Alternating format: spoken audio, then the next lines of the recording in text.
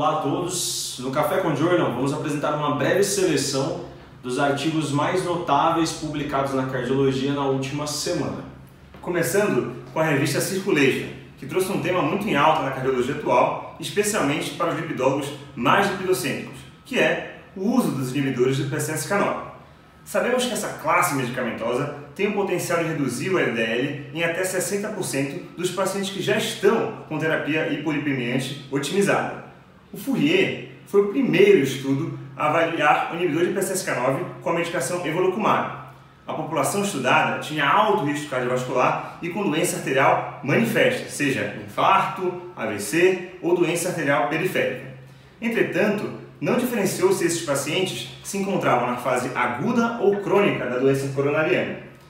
Nesse cenário surgiu o estudo Odyssey, apresentado no American College desse ano, que avaliou o uso do alirocumab especificamente na fase aguda da doença arterial coronariana, com benefício no desfecho combinado.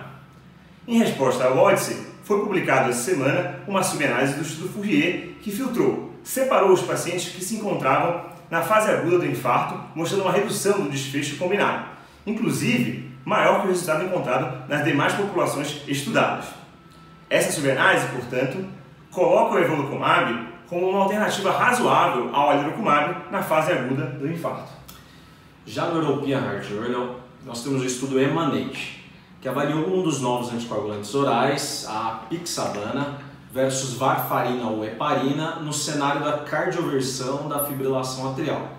Nós sabemos que nesses cenários existem outros dois anticoagulantes orais que se mostraram tão seguros quanto a varfarina, que foram a rivaroxabana no estudo XVERT de 2014 e a edoxabana no estudo ENSURE-AF de 2016. O resultado do EMANATE, como esperado, foi que a apixabana tem a mesma taxa de eventos embólicos, sangramento ou morte do que a varfarina. Atualmente, portanto, temos 3 novos anticoagulantes orais estudados nesse cenário de cardioversão da fibrilação atrial, que são a edoxabana, rivaroxabana e, finalmente, a apixabana.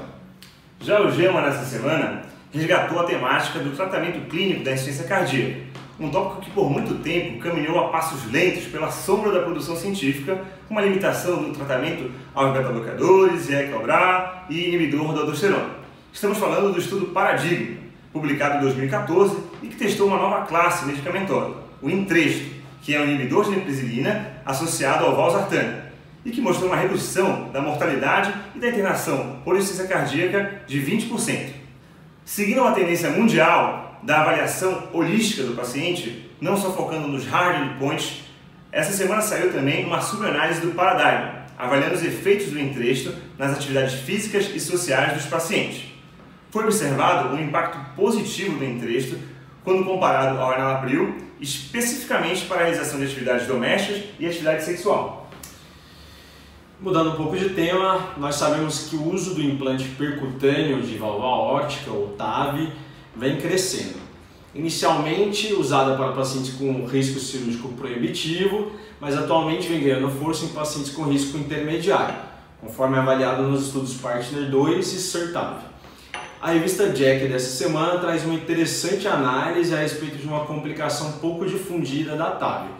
Essa complicação é a obstrução coronariana não imediata, ou seja, aquela que acontece horas a dias após o procedimento e está associada com fatores como a obstrução mecânica pela própria válvula implantada, hematoma na parede da aorta, dissecção da coronária, entre outros. Para descrever essa complicação, foi realizada a análise de um registro multicêntrico de pacientes submetidos à TAV. A incidência da complicação foi baixa, de 0,22%, porém associada a uma mortalidade de 50%. A apresentação mais comum é a morte súbita ou infarto com supra de segmento ST. A gente se vê semana que vem. Até a próxima!